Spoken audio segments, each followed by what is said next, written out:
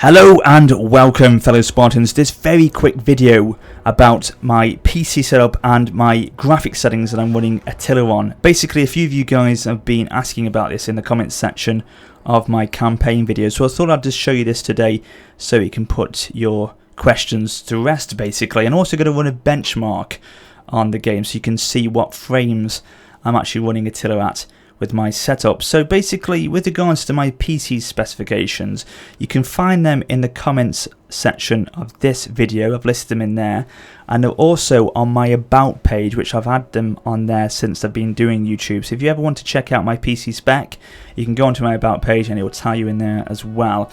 The main things you want to know from my PC spec which will affect Attila is my CPU, which is an Intel i7 4770. It's not the K version, so it's not the overclockable version, but it's still a very powerful CPU. It's running at 3.4 gigahertz, and yeah, it's a 4th generation CPU, so it's very powerful and it does handle Attila quite well. I've got a GTX 770 MSI graphics card, which is now, when I bought it was probably top end graphics card, but now it's probably top end of the mid-range of graphics cards. So it's still very powerful, it still does a very good job of handling Attila, but obviously the 900 series has come out now, which is obviously better and more powerful than that. So that's what I'm probably looking to upgrade it to down the line, maybe a 970 or 980 in a couple of months' time, maybe. As I say, I have to see what the situation is like at that point. And I've also got 16 gig of RAM and a solid state hard drive, but the solid state hard drive has not got Attila installed on, so probably that won't affect it anyway at all. But I've still got that there, so if I wanted to put it over to my SSD, I could do later on down the line, maybe to help with loading time. So that's the PC spec side of things. As I say, the rest of it is in the description of the video, but that's the main thing you'll probably be interested in.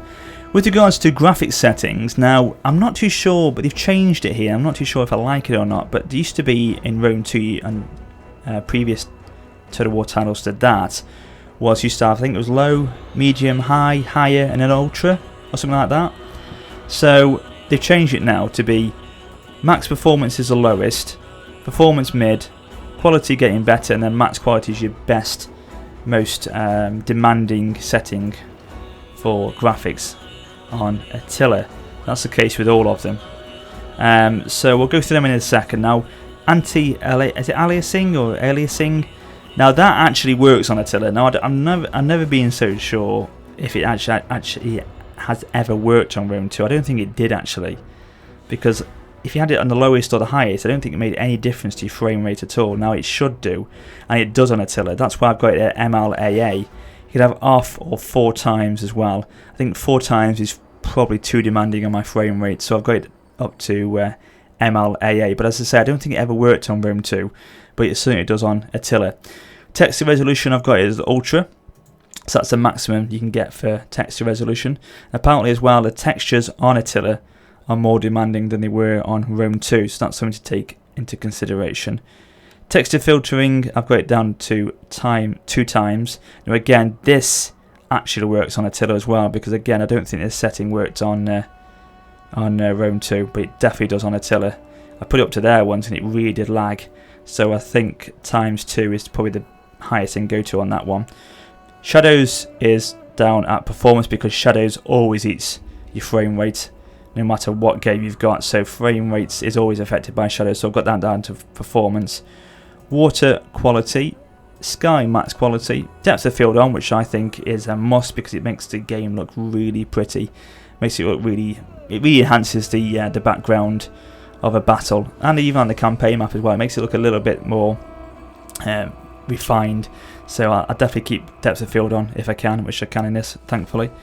Particle effects is quality, and the reason why it's not max quality is because again, particle effects has been really improved on Attila, especially in the siege battles. The trails of the projectiles and the catapults and things like that has been really enhanced, and of course now with the fact that you can have fire on Attila, that really does have a big impact on particles, so that's why it's down at quality and not max quality. Space screen reflection, or screen space reflection, sorry, again is quality. Grass is max, trees quality, because again that can have a big frame rate drop. Terrain max, Unit details max, I like to have my units looking as good as they can. Building details, again, max quality.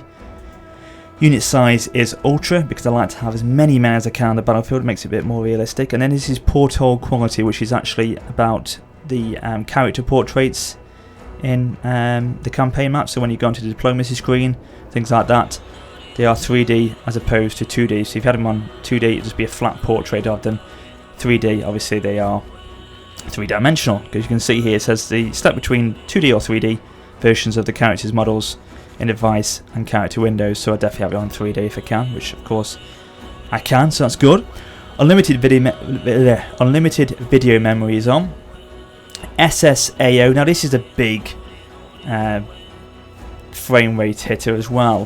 This can really have an impact on your game, but I like to have it on because it does, as it says, simulate ambient lighting and shadows around the edges of objects, so it makes the game look even more pretty, and again, it gives that nice refined edge to it on the campaign map and on the battle map as well, but I think it gives it more to it on the campaign map, if I'm honest, so that's why I've got that on.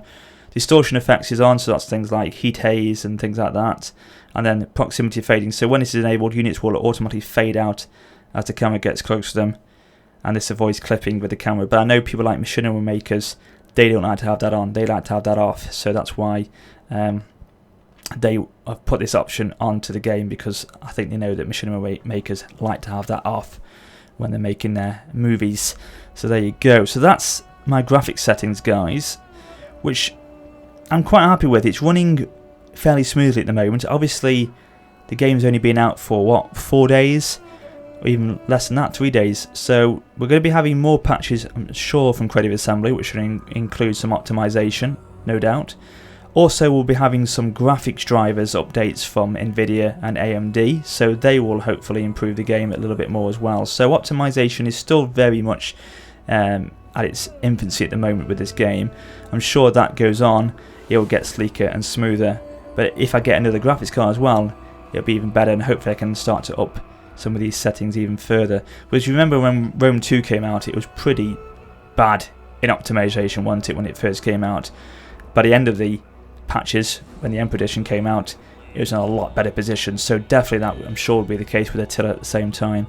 But as I say, my settings, I'm fairly happy with them. A lot of them are max quality, and the other ones are quite high up as well in the settings, so it is fine. I'm happy with it as it is. It's got SSAO on, which, as I say, is a big frame rate hitter. It's still running smooth with that on, and I'm sure you can tell me if not, but a lot of people have been saying that the graphics settings, or the graphics that are on my videos, look pretty sweet, so it does look good from my perspective as well. So I think what I've got set up at the moment is a nice setup, basically. But what I'll do now is I'll run the benchmark, and then I shall be back with you in just a second, just to sum everything up, basically. So I'll be 2 sets, guys.